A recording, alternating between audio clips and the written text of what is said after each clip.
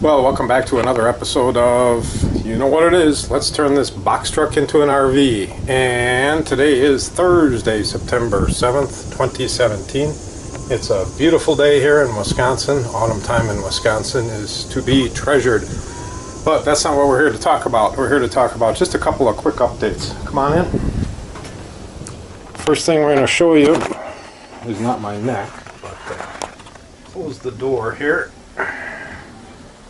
Once again, a beautiful door, but check it out. We've got some wonderful black walnut trim around the outside of the door, and I think it really finishes out nicely. I puttied the nail holes with a new putty I got, and it's a new wood filler. I forget the name of it now, but it's water-based. I think it's made in Australia, and it's not supposed to dry out or crack, and it's black, and you can't hardly see my nail holes. Well, you can see them a little bit. What, I forget to do that one? I think I did. I did. The one I'm showing you I forgot to do. But hey, these are done. And let's find another one here. That one's done. That one's done. So anyways, I think the door is looking pretty good, and it's working pretty good. It's good and solid. And it's done. Okay. And some black walnut trim around the back window here. This too, I think it really trims it up nicely. And I've got my speakers installed. I don't have the stereo set up yet, but I've got two speakers in the back, and if you recall, I've got two speakers up front. So the speakers are all in, and the stereo wiring is not. The stereo itself is not in yet. So I'm going to move these pillows here. And we're going to take a look at some of this duct work I've been working on. Alright. Bear with me. Just set the camera down. Put this mattress up. Like so. Put this carpet back. And you can see this is where the hatch is for the furnace.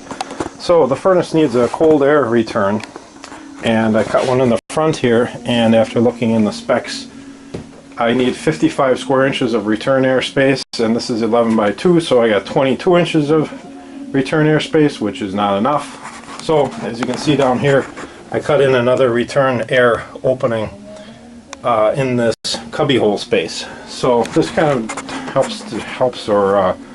does define what I can do in this cubbyhole. I think it's going to be some type of a slide-in basket or baskets, but something that the air passes around good enough so that I don't block that cold air return.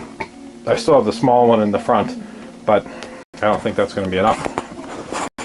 And I found some steel, perforated steel, that I cut out of a door from an old equipment cabinet, and I put a little of that hammered kind of a brown tone spray paint on it, and I think it's going to blend in nicely.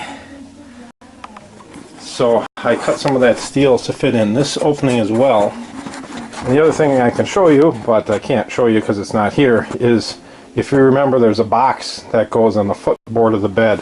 It's a box similar to this, very similar to this. But it's also a hot air vent because the hot air is going to come up into that box and get distributed out. So I've got it in the basement right now, but I've cut some grooves in the front so that the air comes out the front. Basically, I cut in grooves right about here. And again, I took some of this perforated steel and made a grate for it. I'm going to attach the grate behind those openings just to keep the mice, keep the critters out, keep things from falling in there that can fall in there. So the furnace and duct work here is in good shape. There's a hot air duct that's going to come out here, and it's going to come in front of the cabinetry, and it's ultimately going to shoot out warm air in this corner. So I think that's it. Just a couple of quick updates. Until next time.